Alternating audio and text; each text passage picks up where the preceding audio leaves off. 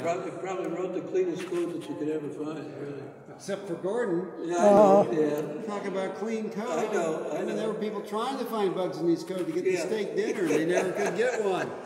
I paid for one steak dinner. I don't remember who got it. But I remember Gene just was going crazy on that editor. Of course, they wanted it done yesterday, but he was really in pain over that editor. So then we kind of jump way ahead here. We skip a whole about 3 or 4 generations of computers and get up to the Minx. So what's novel about the Minx is it's the first system that had integrated video, voice, and data. It was used for in-way video conferences. In the breadboard, you could watch TV on it. You could place telephone calls. You could use it for your computer monitor on a computer. And this was all distributed over the network, so you could network these terminals together over cable TV technology. Because network compression wasn't cheap enough to be able to compress from every workstation. A video compressor in the era of 1979 to 80 was $100,000 or $200,000, and it was a rack of gear this big. So it took a couple more decades to get that down to a chip. This was in the early 90s, right? No, this prototype was done in 1979, and the production version here was in production in 83. So it's really, really early for video voice data. In the 90 to 95 era, when I was there in corporate support with Tim, Steve Venable was there, and I was the support person for Minx. But I knew it had been around a long time, I just didn't know how long. Yeah. Now the primary market, I think, was federal for that. Yes, they used it in federal courts for Of arraignment. that in there on this was Tempested for DoD work, so I had a photophone and the Minx, 2 of my projects, in the White House Situation Room at the same time in that era. Because they had this to the Joint Chiefs of Staff, and all over the White House, the President, Vice President all had Minx workstations. They were all Tempest Minx. So that was kind of cool. That's very cool. Yeah. Lockheed Martin put Minx in a missile factory in Florida to do the shop floor management. They were doing in-way video calls among them. I guess back then you couldn't tell anybody or they'd kill you, right? Yeah, like... maybe.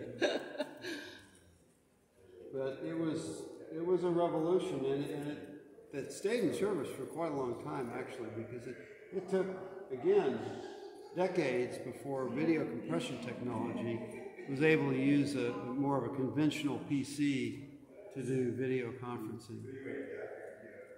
This worked over cable TV network, and each workstation had a frequency agile modem to drop the video conference on a different cable TV channel.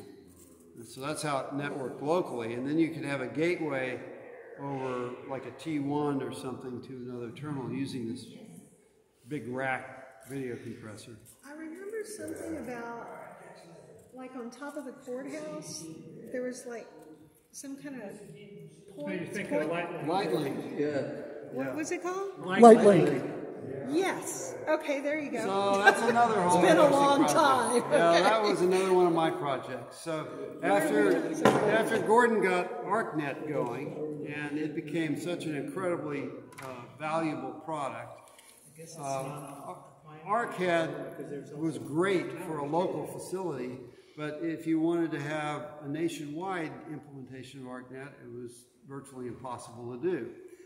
Or even across town, it was virtually impossible to do because there was no 2.5 megabit carrier that you could buy from the phone company. So I decided to put it on microwave, make a Wi-Fi, if you will, out of ArcNet. So I applied for experimental licenses with FCC, and I got these 12.5 gigahertz studio links for the TV station trucks that would drive around and link with microwave from the remote site back to the TV station, and modified that to take baseband digital data into the transmitter. And then we took a RIM box and modified it to connect up to this transmitter. and we ended up building a wireless ArcNet network all over northwest San Antonio. The Knoll building, the factory, you know, the purchasing department, the Knoll building, 8400. We're all on this wireless ArcNet. But those weren't the microwave ones. Those were the optical. Well, eventually, it started out microwave. Yeah, Okay. I didn't realize that. I thought you just started with the optical. No, we started out microwave, and every one of those points had an FCC license and an experimental waiver to put wideband data on RF. Yeah. So everybody loved it. It worked great. We could get like 10 miles at least out of that technology. And marketing department wanted to start selling it all over. So I applied to the FCC for the 13 gigahertz band for wireless networks. And we waited a little bit, and we got this letter back from the FCC, and they said, we've done an extensive study of your application, your request, and we've decided that it absolutely is not in the best interest of the public to allocate this band to computers, because the public wants more TV stations. Yeah. Right? It's who's got the biggest lobby group. Yeah. So we couldn't get RF for Wi-Fi. Yeah. So then I built a laser system. I got the Celestron telescope and some lasers and rigged that up. We could send maybe 4 or 5 miles with that laser system. So just about the time we started to productize that, lasers were pretty new. They came out in the 65. That was before solid state. Just right when solid state was coming out. Yeah. First, okay. Right, the first solid state. But yeah, our first experiment was using a $99 Spectraphysics red laser between my house and Phil Ray's house, and we put audio over it. Phil Ray lived over on Judson Road, so it was from data point to Phil's house. And I used a speaker with a piece of paper to AM modulate the laser beam by vibrating up and down the laser. It took about 2 hours to set it all up, and then about 5 hours to get it lined up because it was so sensitive. But we were able to talk back and forth over this $100 laser all the way across town. So decided to do it at 2.5 megabits, so we got that going. And then the FCC came out with this insane rule for free space laser radiation, and they limited it. I've forgotten how much it was, but anyhow, it didn't matter if it was a beam an 1/8 of an inch in diameter or 3 feet in diameter. That power limit was prescribed for the maximum power you could use in free space, OSHA. So that blew that product out of the line, out of the air, out of the water.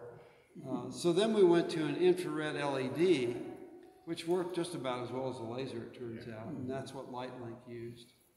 But it was pretty successful. It was used a lot in New York, from one skyscraper to another. Where you could go underground or you couldn't run cable. Right. Yeah. Well, you remember Harry had written the Morse code thing, and so there was talk when you could look from 8400 down to the plant at 9725, and they could see the building, and they said, why don't we just use like Morse code and a flashlight, and just send the flashlight, blip the Morse code really, really fast. Right. That's funny. Well, we just used pure ArcNet protocol. I mean, it was we didn't do anything to it. You know what's amazing to me about that story, David, is that you came up with these, seriously amazing, brilliant ideas, and then they get shut out of the water by some arbitrary something else. But you don't want that to discourage you. You just go find some other way to do it. What else? Yeah. And then you get shut out again, and then you just go find some other way to do it. And that's pretty amazing right there. Well, the whole company was doing stuff like that. Always. Yeah, but it's so weird. But wait, this works. It's like. Well, that was really frustrating. That was my first run-in with government, I guess, where it really felt like government was holding back. They're good at it. Something that was really, really valuable. Not much has changed. I'm surprised you got permission to launch rockets. I'm really surprised at that. Well, turns out the Air Force is kind of excited about it now. They look forward to it. It's interesting because everybody has a problem getting employees now. It doesn't matter if it's Boeing or Standard Air or the United States Air Force. So they love the fact that we're doing stuff like this, the cyber SOC, because they want to hire cyber students into the Air Force to run the 16th Air Force, and pilots, the video game skills, and the very rapid decision making playing video games is exactly the kind of training that pilots need. Especially drone pilots. In drone pilots, right. So if you start with these, grade school kids, and they get immersed in all this technology and these kinds of things, they can go to work in these jobs. So the Air Force realizes this, and so does Boeing, so does Standard Air. Boeing's our biggest supporter right now. They're giving us about between $100,000 and $150,000 a year for some of our programs. But yeah, you're right. I was really frustrated with that FCC thing because it was just so blatantly obvious. Not the first time, not the last.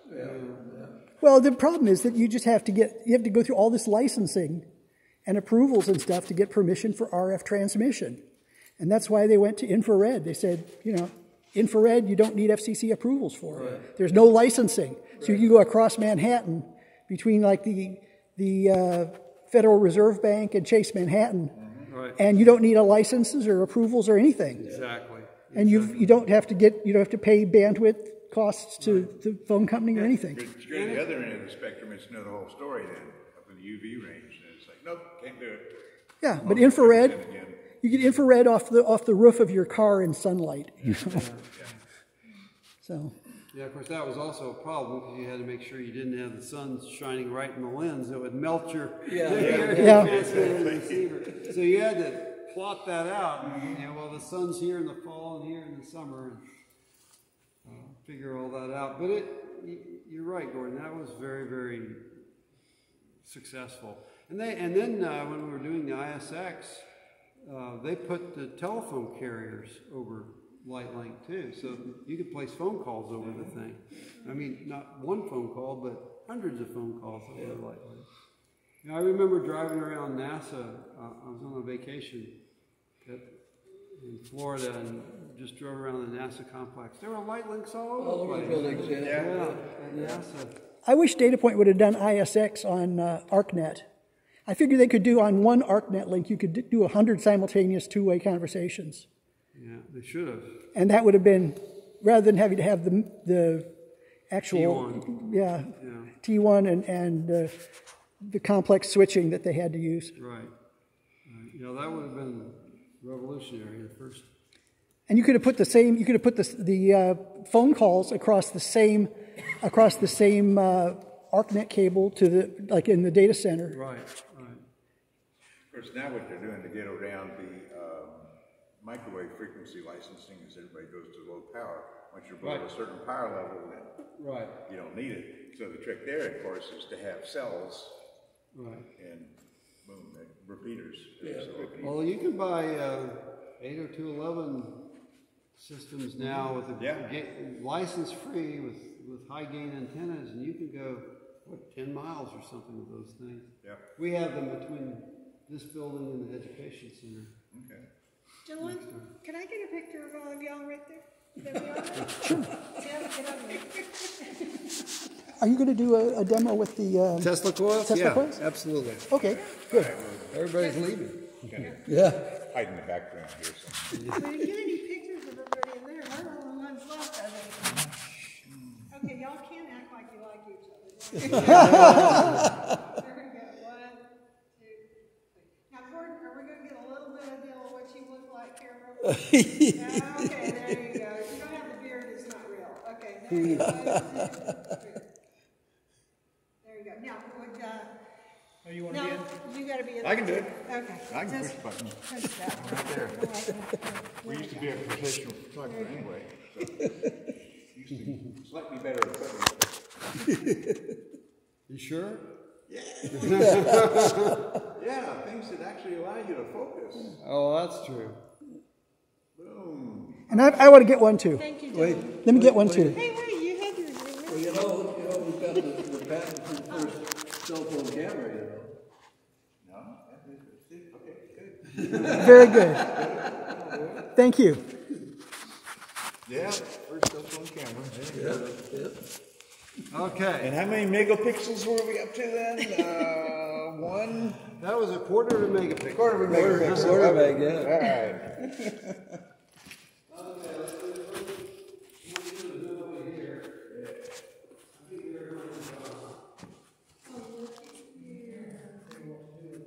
Yeah, it used to have right there. Yeah, you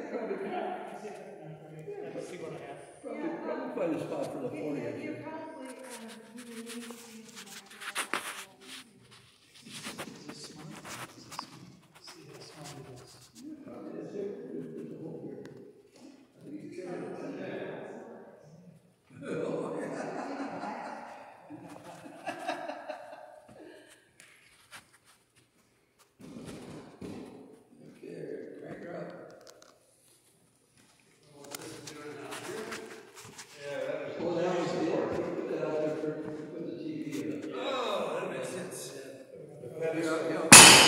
Oh, my goodness. That's called gravity.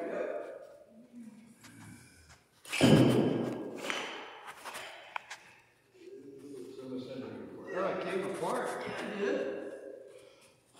It's going everywhere.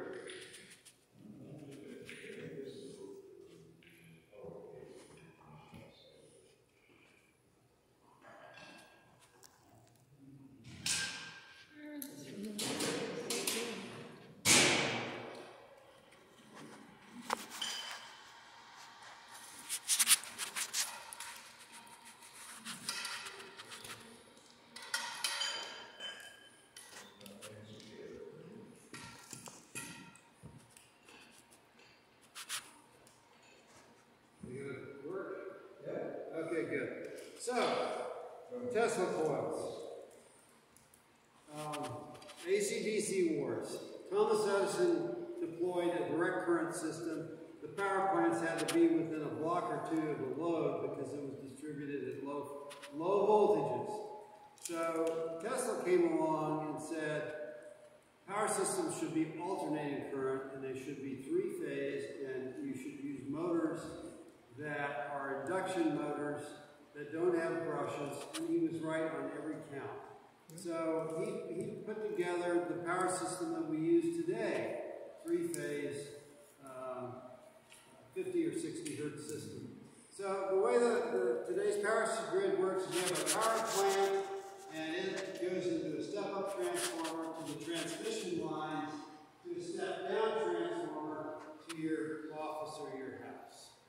So Tesla was getting royalties on all systems built like this. George Westinghouse backed him first, and then other backers later. But he was on his way to becoming the world's wealthiest man by far. Would have been wealthier than the people we have today even. And he was reinvesting that money into his version 2 power stations, which he envisioned would be bought by a city, and a city would deliver power to its residents for free, and it would be wireless. So you put up an antenna and you tune into the power station and run your house. So he spent the rest of his life and all of his money trying to perfect this technology. And we today call this technique a Tesla coil. But what a Tesla coil is it's exactly like a 60 hertz system, except these are running at 60 kilohertz, not 60 hertz. The power line comes in from the power station, it steps it up to 800,000 volts at 60 kilohertz. It transmits through the air, you receive it, and then run your build. So let's see if it works. These are fluorescent bulbs from our classroom. So anybody want to be an experimental light bulb socket? Okay, I have to ask, if anyone has a pacemaker, you probably want to step to the back. David, you want to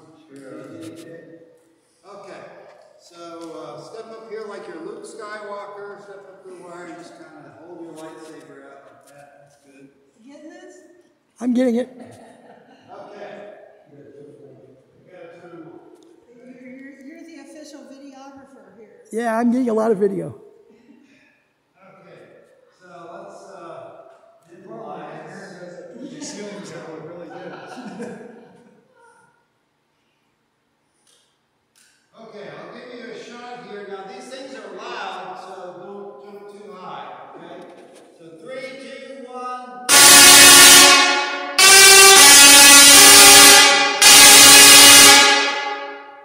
Okay, so what's happening? The high frequency power is being transmitted through the air. Your light bulb is both an antenna and a light bulb. So it receives the current, goes down the bulb, through your hand, through your body, your legs, and feet back to the coils. You have to have a complete circuit, so you're completing the circuit. Okay, so these are modern coils. They use transistors to generate the radio frequency. The original Tesla coils used a spark like that Marconi transmitter to generate the radio frequency. But because we use transistors, we can do things that Tesla couldn't do. Let me show you that.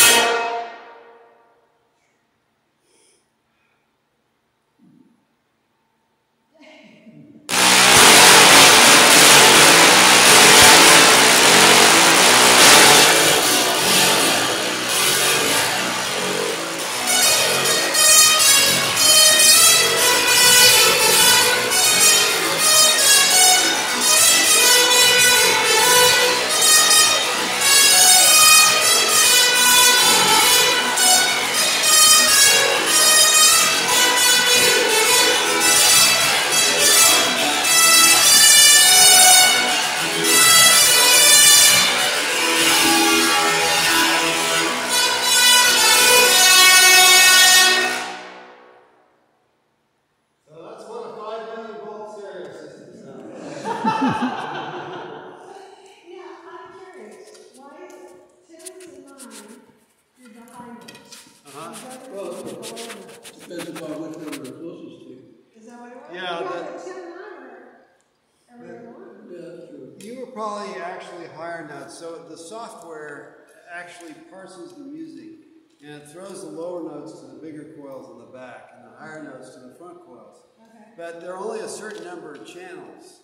So if you're playing chords, you know, it has to throw the note, one note in each chord to one of these channels. So that's why you get these two coils involved. But why did his and mine light up on higher notes more time? When you were doing it Well, all the high notes. separately? So you're closer to the front coils. Okay, He was closer to that one, you were closer to this one. So the high notes are being thrown to the front coils, and you just happen to be closer. If you were standing in the back, you'd get the low notes. But you don't want to be standing back. that was very cool. So these are about 800,000 volts. The ones in the back are 1,400,000 rather. And we can get about 20-foot sparks off of those ones in the back. It's crazy. It's crazy. The new building is getting 8 Tesla coils, bigger than these. It's over 100 kilowatts. It's $1.2 million worth of Tesla coils. And somebody just had them and they're giving them to you? So there's a company that makes these things, and they were interested. We built this console and all this music parsing software and everything, and they build these coils. And we kind of, I met the guy. He's in Conroe, Texas, Houston area, and we hit it off. And he said, "Tell you what, you know, let's work together on this. I'll donate the coils. We're paying." You know, a maintenance fee every year, so he gets paid that in cash to cover it. But anyhow, you just donate them. He wants to be able to claim that he supplied the Innovation Center coils.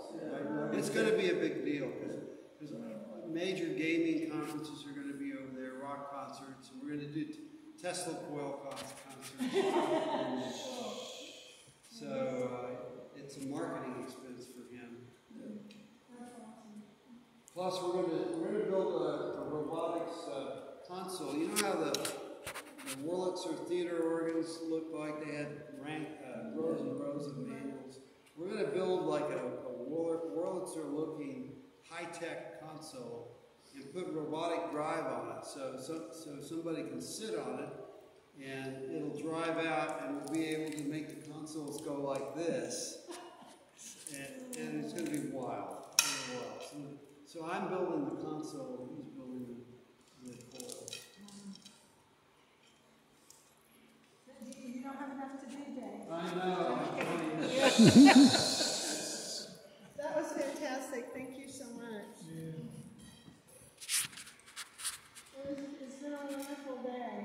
Thank you. I agree. It's wonderful to have everybody here. Yes. I wish we could have been together for a week rather than a day. Yeah, exactly. Well, thank you again so much. This is fantastic. Oh, thank you. So much.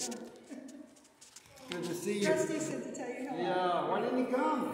He said, you know, y'all are going to talk techie stuff. He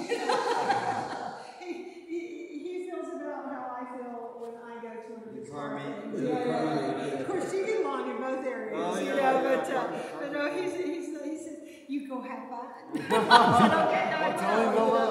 I will. Tell him you missed him and he has to come next year. I will, I'll tell him. Thank you so much. All right, thank you a lot.